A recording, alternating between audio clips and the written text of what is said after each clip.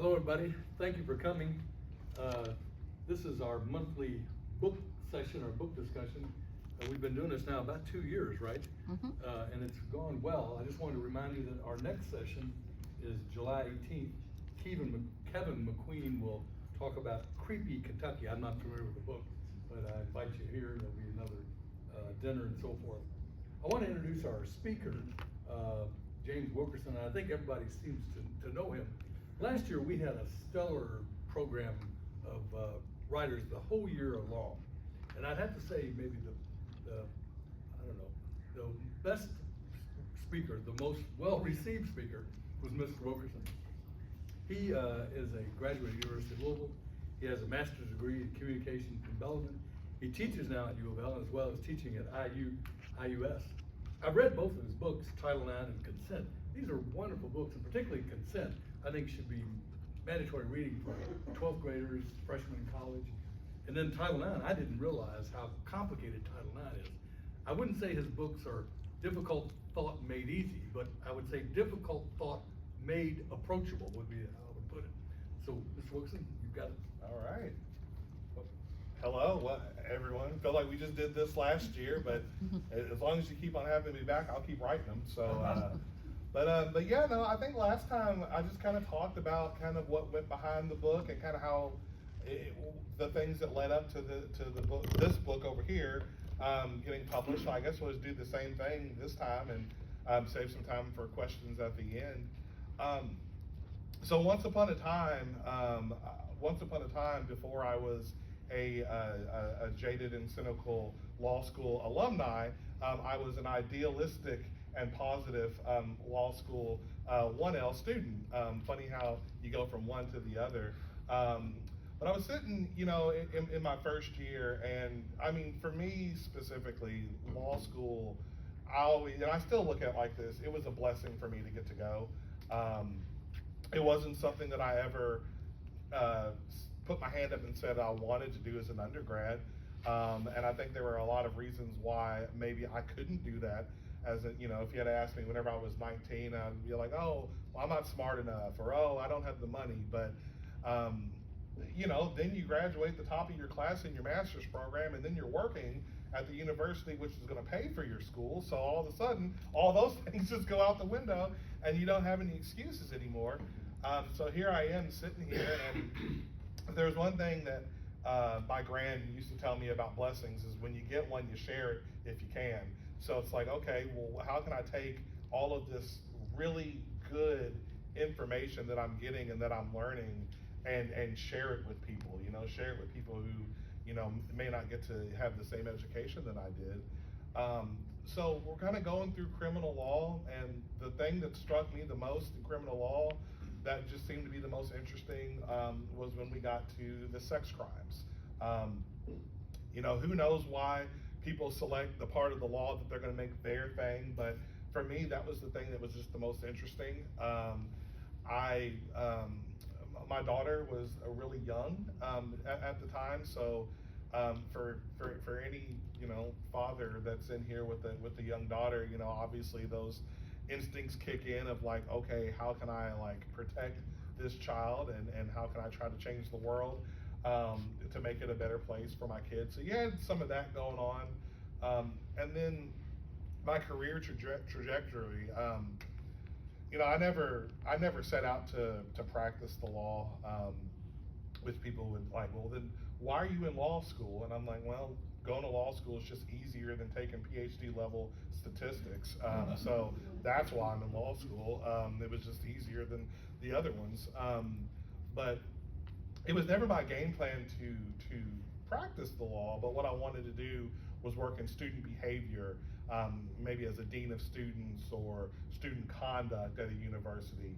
And my mentor at the time told me, well, if you're going to do that, you need to know about Title IX. That needs to be the first thing you learn. So went to Atlanta for a few days, did a really intensive workshop down there, learned about Title IX, and when I came back, I was hooked. I'm like, this is going to be my area. So we're going through, we're learning everything there is to learn about the sex crimes, and I'm thinking, okay, I want to take this information, I want to do something with it right now. Like, I know what they say I can do whenever I graduate, but that's 3 years from now. And for a 1L, graduation is a million miles away. So I'm gonna do something now. What can I do right now with this? When I was an undergrad, I was in a fraternity. I was a member of Tau Kappa Epsilon fraternity at the University of Louisville. And I always stayed connected with my old chapter through being an advisor and different roles. And I started to look at some of the issues that fraternities and sororities have. And sexual misconduct is like right smack there in the middle. I mean, it doesn't matter what year it is. You can go on Google and type in the words fraternity and sexual assault, and you will get like tons of brand new, fresh stories from whatever year you put in. So it's and I think the reason why that happens is because it's a rotating door of students coming in. I mean, you got a kid that'll come in, be there for 4 years, 5 years, they're gone, and then you have a whole nother generation. So it's never-ending education with these kids that come in through those doors. So the thought is, well, how can I take this knowledge and make like that part better? Because to say like, hey, I just want to do something good with sexual misconduct. Well, I mean, that's big, right? That's huge. Let's narrow it down and let's learn from past mistakes and focus on one thing. So I went and got an audience with my fraternity in 2016, and we had just our whole chapter there. It was about 25, 18 or 19, 20-year-olds sitting in this musky room over at our fraternity house, and they let me talk for about an hour and a half about consent. I was so well prepared for that. I went in there, I had statutes, I had case law, you could have hired, I know I'm still a 1L, but you could have hired me to teach that right then and there. I was so prepared, and my God, was it just terrible. It was so boring. Lo and behold, 19-year-olds don't care about statutes. And I should have known that, because sitting there as a law student, I'm like, man, some of this stuff is boring to me. So okay, a hit, a swing, and a miss. But I knew I had something there. I went and I spoke with the Greek advisor at the University of Louisville, and I kind of told her, here's what I want to do on a bigger scale with the fraternities here. And she was like, well, that's great. That's really awesome what you want to do. We've tried this before, so let me tell you a story about what not to do. So U of L, they have this wonderful resource center called the Peace Center.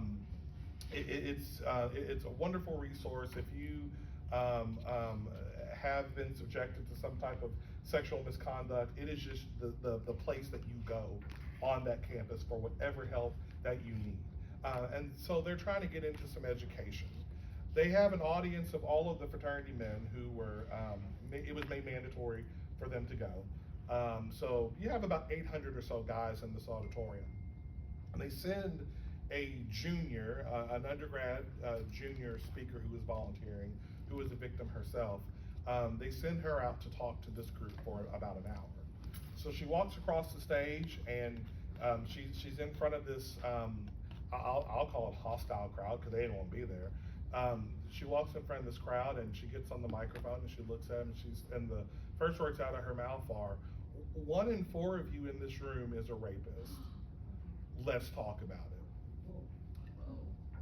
So look, the data is right, the data is, she's not wrong with the data, but that delivery was rough. And our advisor, she was like, that young lady did something that we've been trying to do for years with that one statement. She unified every single man in that room.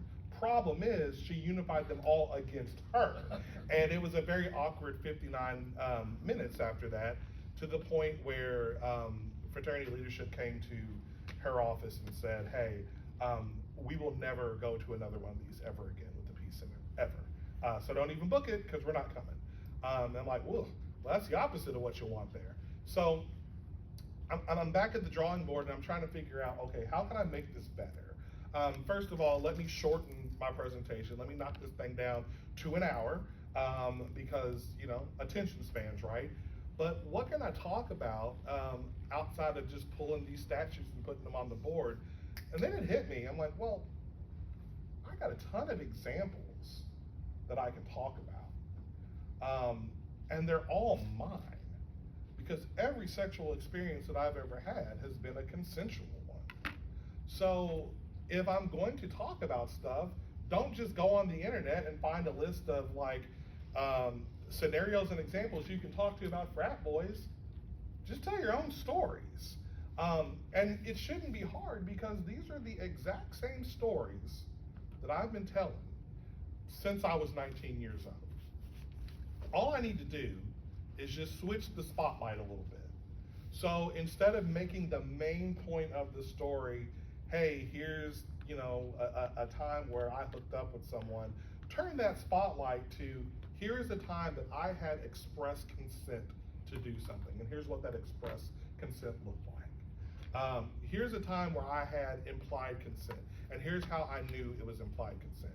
Hey, here's a time where I started a situation and had consent, but consent was withdrawn midway through, and then here's what I had to do at that exact moment. Whenever I do this presentation, I always call it catch a case territory. I don't want to be in catch a case territory. I'll catch a football if you throw it to me. If I don't wear my jacket, I'll catch a code, but I don't want to catch a case, and I want to stay out of catch a case territory. So here are the decisions and the things that I have to do in my life in order to stay out of catch a case territory. And I can still tell those stories with the same amount of humor that I would tell it if we were sitting at the Granville over on 3rd Street. I can still, use the same dramatic pauses and whatnot.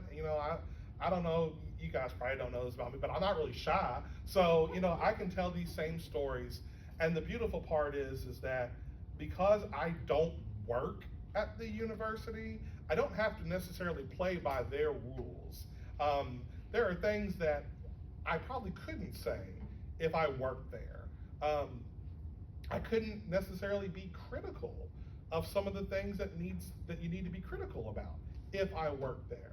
But I'm not drawing a paycheck from this university at this point, so I can go and I can kind of say those things. So we tried it again, and we went in there, and it was 1 hour, and it's 1 hour of me telling those stories, and wouldn't you know, we had a hit. We had a hit on our hands. The guys are listening, they're engaged, we're laughing, we're smiling 1 minute, then we're kind of maybe serious and we're listening the next minute, and it went very well. One of the, 18 and 19 year olds, they're not that difficult to entertain. I thought back like, well, what would I have been interested in as an 18 or 19 year old? And so, and I don't do it anymore. I've kind of evolved on and found other ways to hook them on. But whenever I was first doing this, within like the first 5 minutes, I tell a story, and I drop an F-bomb like right in the middle of that story. And like everyone's eyes get so big, like, what'd he say? And then when I see those eyes get big, it's like, I got y'all now. I got you. You now are looking at me as one of you. All the other people that this university sent may have been different, but this guy, he's one of our guys. Yeah, he was in a fraternity. He knows what we're going through. Now I have that, I have that street cred that maybe other folks don't have. And because I have it, now I can talk to you for the other 59 minutes of this presentation and know that you're gonna actually pay attention. Funny what a little creative profanity will do. So this thing gets popular. Other fraternities start to hear like, hey, there's this guy that's going around and doing these consent workshops, but it's not lame. Like, we ought to get this guy to come in and do it. And at this time, I'm just now getting started as a speaker, so I'm like, I'll just go do it for free. I don't care. Like, just give me an hour of your time. If you got a free T-shirt or something, throw that my way. But I'll come do it for free.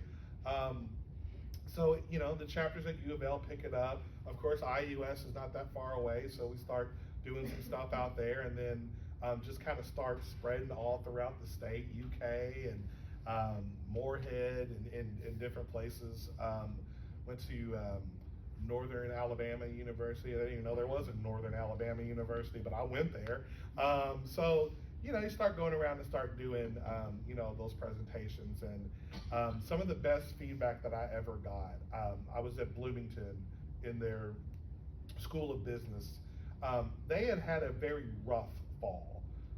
There were several sexual assaults that happened at various events, to the point where the fraternity men themselves said, listen, we are going to shut down operations for the rest of this semester so we can get a handle on this and figure it out.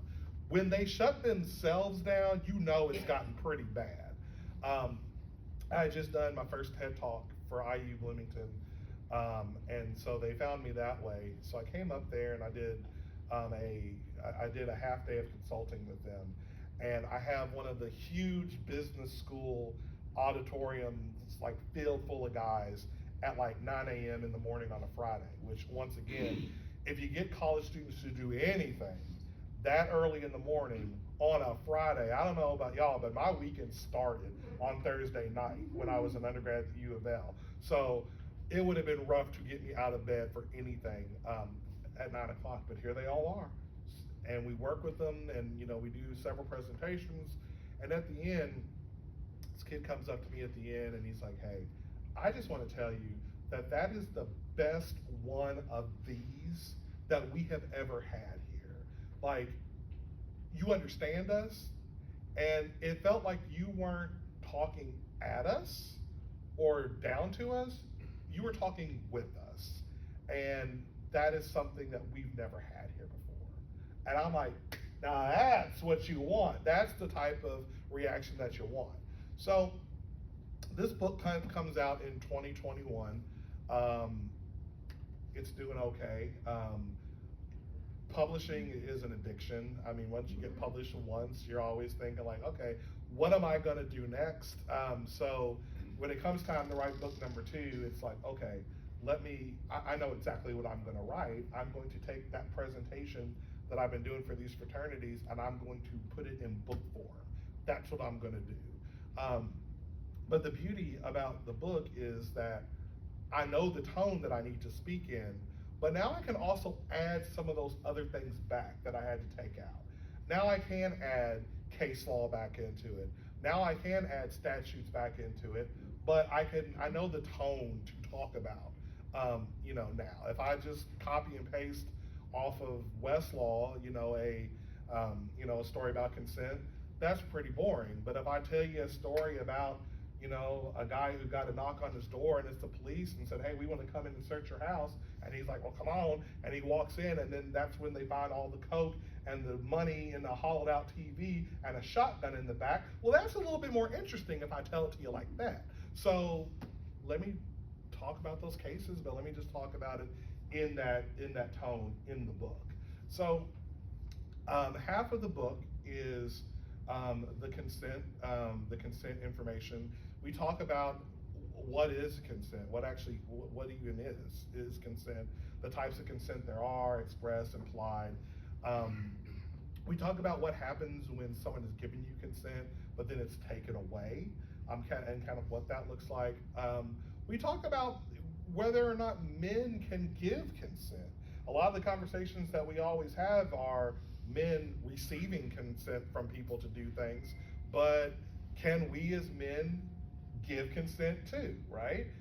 So stories about, you know, men giving consent and kind of what sexual misconduct looks like when a man is the victim in a situation, which opens up a lot of really interesting conversations with the students. And then of course, what happens whenever you add alcohol into the mix? And that might be the most relevant chapter in the whole thing for a college student. I've been doing Title IX work now since 2015. I was on the student behavioral board at U of L during my time there. I'm a Title IX coordinator at IUS now.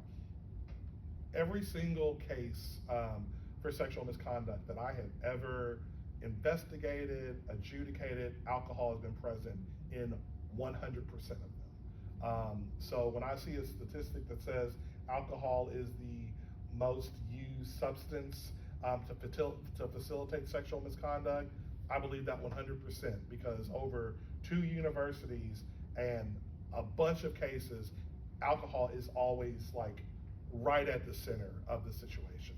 So, okay, what does consent look like whenever we talk about alcohol? My seniors over at Trinity High School, they love this part. I've been going to Trinity for the past 8 years now, working with their senior capstone class. They'll watch the movie The Hunting Ground, and then I'll come in and lead a discussion with them as the second portion of it. Basically, we're just trying to get those seniors ready for their next step.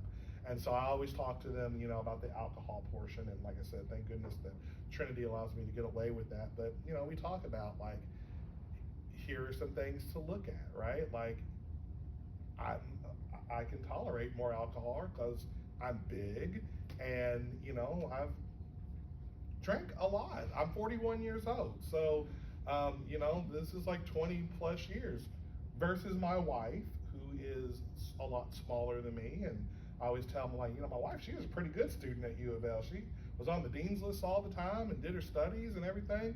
Really didn't start drinking until she met me. Don't know what that says about me, but, she's a lot different, and her path to incapacitation is a lot shorter than mine. And then I always talk about my buddy Logan, who's a farmer by trade and was in the agriculture fraternity down at Maury State.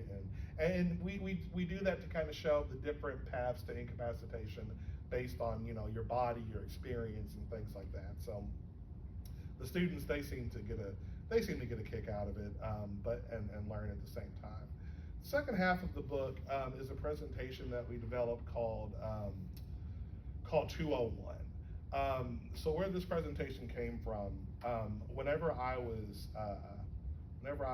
doing this work as a law student, now it's 2L year, I'm our public service chair in the Student Bar Association. Create a program called Greek Law, which is basically just a name for us to go in and work with fraternities and sororities on this stuff. Had a partner at the time in Greek Law, a very book smart person. Her name is Georgia, very book smart, but like crazy unreliable, right? And after a while, after you continue to miss presentation after presentation, it's like, well, let me come up with something specifically for our female students, right? So we come up with this presentation that talks about, the finer details of sexual misconduct on a college campus. We take a look at how fear plays a factor in things, and how, you can trigger the crime of rape through just the fear of violence or the fear of harm. Why is that practical? Because in 2024, how do we date, right? We're swiping on these devices, and we are doing exactly what our grandparents told us not to do. We are meeting strangers and going out with them. And sometimes you don't know who you're gonna get. So we talk about fear. We talk about how drugs play a role. And then we talk about what I call playing around. What I mean by that is the story I tell. We had a young lady in our class that one Monday she comes back and she was telling us the story about she went to her boyfriend's fraternity party, and she was like, yeah, I was at his fraternity party and I was just minding my business and I had him a drink and I was just talking, and this guy gets down on all fours and crawls over and he bit me in the butt. And we're like, what'd he do? And he bit my butt. And I'm like, well, what did you do? She said, well, I turned around and I asked him, what the hell are you doing? I'm like, well, what do you say? He's like, he started barking like a dog. And I'm like, oh, okay. And it's like, do I think that young man set out to sexually abuse someone that day? No. Um, if I asked him flat out, I don't even think he would classify that as sexual abuse. But the KRS does, and it's like a lot of these things where people kind of brush them off as playing around. It's like, no, sometimes things happen to you, you don't like them, but someone says, oh, I was just playing around, and that kind of, makes it okay. I always ask my room, like, who here has ever had someone smack them on the butt before? And literally every hand will go up. And I'll tell you, well, like, depending on who did that, there might be two responses. You might turn around and see someone that you know, or see someone that you like, and maybe the response is positive. But maybe you turn around and you see someone that's a stranger, or you don't know, or you don't want touching you, and then you might, respond with some 4-letter words. Might even respond by putting your hands on that person. And I tell them all the time, I'm like, people will tell you don't meet stuff like that with violence. I'm not gonna be one of those people that tell you that though. Gotta slap someone, you gotta slap them. But sometimes things happen, we don't know what to call it. We know we just didn't like it. Okay, I'm gonna give you the words that you need to call it what it is, and then you can decide what you wanna do with it. We talk about resources on the college campus, what the Title IX coordinator is supposed to do, what a hearing and an investigation looks like, and then we always end with the session called The Things That We Tell Girls. And kind of what that is there's advice that we give to all young ladies that go to college, right? Gonna have that conversation with our oldest niece here soon. Don't put your drink down. Don't leave your drink unattended. Beware of your surroundings when you're walking around on campus. One of the ones that agitates me is, hey, be careful what you wear. Be careful what you're wearing. And I'm like, okay, we give this information out, but like, what about the inverse? What about the other end of that conversation that we need to be having with our young boys? So if we're telling our girls, hey, watch your drink, then tell the guys, like, stop putting stuff in girls' drinks. How about that, right? Be aware of your surroundings. Like, hey, fellas, let's create a surrounding that is welcoming and safe for people. And then whenever, the be careful what you wear conversation comes up, it's like, listen, act like you've been here before, keep your hands to yourselves, and like, let's pull back on some of the catcalling, right? Like a young lady walking down the street wearing a short skirt, they don't need you hanging out the car saying they look good. They already know they look good. Their roommate told them that they look good. They don't need you doing that. So like, let's try to live in a civilization here, right? Let's try to live in a society. So we started doing that with the sororities on campuses, and that got popular as well. So it's like, let's add that to the book. So that kind of makes up the second hand and the second part of the book. This is really kind of geared towards the senior in high school, the fraternity kid in college, the member of the basketball team, the member of the football team. These are those conversations that we aren't having, but we need to be having. That's why the title of this thing is Consent. The things they didn't teach you in sex ed. Because we don't teach this stuff in sex ed. If sex ed is anything like my sex ed was back in the 90s, we learned about the biology of sex. I can tell you how a baby comes about, but we didn't talk about consent. We didn't talk about bystander intervention. What if we had have, right? What if we had have done that? Then maybe that could have been something that stuck in people's heads when they did get to college and kept things from happening. So we're having some of the conversations that we need to be having, but that we don't. It's also great for, a parent that is looking to, their kids going off to school, and you want to have that conversation, but you don't quite know what to say. I was telling Emily a second ago, my daughter is 10, going into 5th grade this year, but she has developed a lot quicker than all of her little friends. Her little friends still look like little children. If you looked at my daughter, you could very easily mistake her for 13 years old. So we had to sit down, me and her mom, and have a conversation. You know, she has crushes now, so she has about 5 or 6 boys that she is crushing on, and I'm like, well, slow down. But we had to have a little conversation about, like, listen, here's where you are at now, so here are some things that you need to keep in mind. And I do this for a living. Like, people pay me to hop on airplanes and go and talk about this stuff. But man, is it still kind of a little bit hard when it's your own kid. Like, I can talk to everybody else's kid about this stuff all day, but mine, she's looking at me like, just spit it out, Dad. It can be difficult, right? So, this is kind of that book, and I've had people come and say, hey, I have a nephew that's going to college next year. I have a nephew that just joined a fraternity. I'd love to give this book to him as, a birthday gift or a welcome to college gift. Sounds good to me.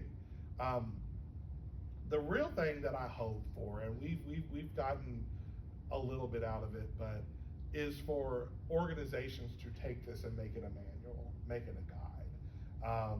Tall Cap Epsilon at U of L, they did just that last fall. They purchased 20 copies of this book and made sure they handed one to every single one of their new members that they recruited in the fall semester, and required them to go and read at least the first half about consent, read that. They were quizzed on it alongside of their other quizzes that they had to do for the fraternity. They were quizzed alongside of it, and then I got to come in and speak with them. And it really, doing it like that is great, because this kind of lets people know, like, in this organization right here, we take this stuff seriously. This is kind of what we are about. We are about respect. We are about consent. We are about intervening when we see stuff. And anything else you do other than that will not be tolerated. And I'm like, awesome. One chapter down, thousands more to go. But that's kind of I think that's the use of this book in the best possible way. So I'm glad to see people are kind of using it.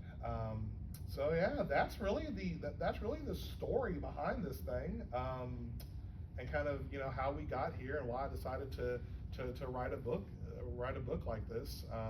So I have a friend that works over in the county attorney's office, and she did some of the editing for this, and she told me, she's like, here's the thing about this book. I don't know if a young man is going to pick this book up on his own, but if someone makes them pick the book up and he starts reading it, he's gonna love it. Like, all right, sounds good. So now he's gotta get some people to make him pick the book up. But but no, I'm glad that I was able to kind of write about something that I was passionate about, and hopefully it helps people. Yeah. If I may, you mentioned the warnings about leaving your drink unattended. Mm-hmm. Can you comment on how prevalent it actually is for people to slip substances intended to overcome a person's ability to get consent into someone's alcoholic drink? I have a cousin, and understand that I'm from Indiana, so if I'm even slightly related to you, you're a cousin. Technically, this is my wife's brother-in-law's sister's oldest daughter, but that's too hard. I'm just gonna call her my cousin.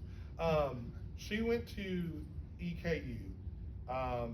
She's going into her senior year now, so she's been there 3 years ago. And I remember her coming home at Thanksgiving, and after her first year, it was like, everyone's like, so what's it like? How's college treating you? I know you joined your sorority. Like, what's going on over there? And she's like telling us about something called a drink condom. And we're like, and I'm like, now I've heard a lot, but I don't know if I know what a drink condom is. What exactly is that? And she's like, well, it's like this piece of like material, this rubber basically, that you put on top of your drink, and that way it kind of, creates that barrier so people can't put something in there. And in my mind, I'm sitting there like, just take a drink with you. But okay, drink condom, if that's what is working for EKU, that's fine. But it just kind of like made me think, it's like, wow, this is still an issue. I mean, it's issue enough for them to come up with something called a drink condom in 2021, 2021 at the time, maybe 2022, it's prevalent enough for them to still come up with ideas like that. So, gosh, it is still happening. Now, whenever I talk to my students, I tell them, like, listen, I don't know where one finds drugs at. I could, you gotta ask Bill Cosby, but I don't know. I don't know where you get that from. But apparently, it's still out there. And we talk about other stuff that can go in that drink as well. I had never had NyQuil ever until like last year. Whenever I don't get sick that often, but whenever I get sick, I'm the worst person to deal with, as my wife would say. My mom babies me just fine, but my wife, so she's ready to put me out and get me a hotel and just stick me somewhere. And so I remember she had given me NyQuil, and like I felt like I was about to die. I'm like, what is going on? I am drowsy. I'm just super off right now. And that's like a NyQuil, something you can go to Walmart and buy, right? So, you know, like, I don't even think you gotta go find the creepy guy in the alley with the roofies in the trench coat. Go right on over to Walmart and buy a NyQuil. And that's something that, you know, that can be used. So I still think it's a prevalent situation that's going on. I mean, luckily I haven't had to deal with anything like that on my campus. But I still think, still think it's something that's going on. And when I talk to young men, you know, I try to go even deeper into the situation of like, can we remove alcohol from our courting strategy to begin with? If the strategy starts with like, man, you know what? I'm gonna just buy that girl a whole bunch of drinks, and then like, no, you've already messed up with the buy someone a whole bunch of drinks. Is there like a time and a way to buy someone a drink? Sure, you know, like whenever I was single, you know, but I did it the right way. I told the bartender, hey bartender, would you mind buying that girl a drink? I'm gonna pay the drink for her, but you tell her it's from me. And so the bartender's like, all right. So making the drink, and I would watch the bartender, and he'd be like, and then hear my silly, I'm like, hi, waving. So like, yeah, there might be a time for that, but like if the game plan is, I'm going to go out with someone, I'm going to get you a couple shots, and then loosen things up, like you've already messed up there. So let's try to remove alcohol from the strategy altogether, and like, I don't know, get someone interested in you based on your personality, right? Like we had to do back in the day. Yeah. What are the most surprising trends and problematic behaviors that you've been seeing since you started this work in the 90s? The most reported trend that I still get is stalking. I will get, on my campus, I will get maybe 8 or 9 cases or reports in a whole school year.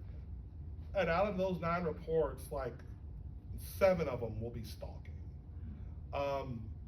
And what you're finding out is that you have students that just have terrible social skills. You know, maybe didn't really date anyone in high school, and now they're here on a college campus, and in their mind, they're just courting like normal. But when we take a look at our campus policy of what stalking is, it's like, nah, you're violating this. So it is not uncommon for someone to come in my office and say, hey, I'm being stalked by this person. And my first question to anyone that comes with a report is like, okay, what do you want to do?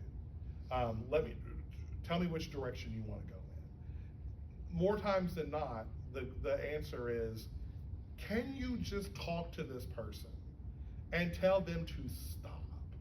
I'm like, yeah, we can start there. So I have young guys come into my office, and you know, like, I got my nice, you know, face on right now, my welcoming face, because I want y'all to buy this book. But you know, I can get into my dad voice very quickly. And we had one kid that came to the office, and I mean, this guy, I mean, this kid was in tears when I was telling him, I'm like, hey, listen, you can't follow this person from their job at the library. You can't follow them back to their dorm. You can't follow them out to their car. You can't wait for them in front of their class for them to get out, and it's a class that y'all don't even share together. That is weird, my guy. Like that, and that's why we're here.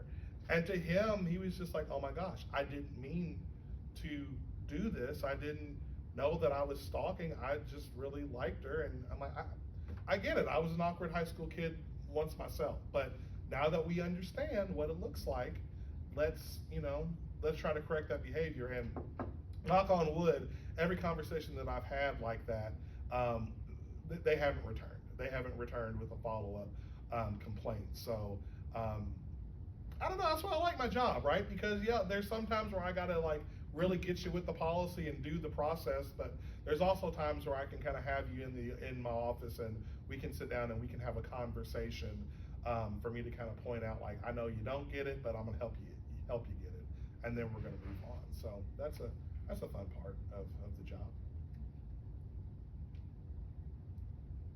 Any What other else? questions? I have one. Yeah. You have another book coming out? Yes, I do. So we'll probably be back here next June doing it again. Yeah. So I teach gender studies over at IU Southeast as well, and maybe about 2 years ago, I'm watching a documentary on Woodstock '99, and I remember Woodstock '99. I was probably a sophomore or a junior in high school when Woodstock '99 was happening. And when I think back to it, I can remember the bands that I liked that played it, and I remember that it ended with the entire thing just being on fire and people running and yelling. But I didn't know some of the other things that went on. I didn't know what led to that ending. I didn't understand all of the sexual assaults that were happening throughout the entire weekend. Because those things were kind of kept from me as a kid. And MTV wasn't really promoting that part of it. But I watched this documentary and I'm like, wow, the 90s were kind of crazy, right? Like, we look back on them with these rose-colored glasses, like it was like the best time to be alive. But there's just as much nutty stuff that happened in the 90s that has happened in the 2020s as well. So, what happens if I go and I decide to write about those things? And kind of show what the connection is today. So the book is called 90s Man. It is a gender, cultural, and societal study of the freshest decade ever. And throughout the book, we go chapter by chapter. Every chapter is a year, and we just kind of look at some of the pop culture events that happened in that specific year, and also some of the small things that didn't necessarily get a lot of attention, and we just kind of dissect it now with our adult eyes. So, for example, Lorena Bobbitt, right? Now, whenever I was a kid, all that I knew was there was a woman who cut a man's penis off, and that's all I needed to know as a little kid on the playground. That was more than enough for me to know and for us to talk about. But like when you really dig in, that story is a story about marital rape and kind of the laws that were still not where they needed to be in the mid-90s. So we're able to kind of go back and look at the history of that and go back to a time even before that when women were considered property. Women were property, and how we've kind of evolved in some ways to where we're at now. And once again, this is the part of the story that ABC wasn't talking about. My mom wasn't going to tell me about it, but luckily the internet allows me to go back and look at it. We have several different threads throughout the book, so we're able to look at Black masculinity throughout the entire book, specifically through the eyes of hip hop, and kind of how as hip hop changed, the markers of Black masculinity changed. So you start the decade, on a very positive note. Everyone is just really pro-black and positive, and we're learning about our roots, and man, everyone's trying to plan a trip to go back to the motherland and everything. And then 2 years later, Dr. Dre and Snoop Dogg come, and wow, things just got very toxic when hip hop changed in that direction. So we can kind of look at that, expansion throughout the decade. We can kind of look at where we started with our LGBTQ plus folks in the beginning of the decade, where everything was still like super taboo, and then kind of where we are at the end of the decade, where Ellen can come out on national television and it is largely a positive thing. So we get to look at stuff like that, and then of course there's the toxic trifecta of violent video games, violent movies, and violent music, and whether or not those things really do cause real violence, or if this is just a red herring that politicians use to get around looking at what the real issues are, which might be gun control. So all of that and more in 90s Man, and it's in the editing stage right now. So it'll be our way on March the 7th, which will be my 42nd birthday. So yeah. Look forward to reading the book. Yeah, absolutely. Thank you for coming. Hey, thank you guys. Do we have a T-shirt we can throw at him? I think we have a law library. Do we have one? Yeah. I will wear it with pride. Okay. So you send them my way, man. All right. I can recall Woodstock '69, Richie Haven, Santana. Yeah, that wasn't good. It was all the drugs, but it wasn't good. The 99 one was something else. So, thank you for coming. Hey, thank you guys for having me. Appreciate it. Oh, it's fantastic.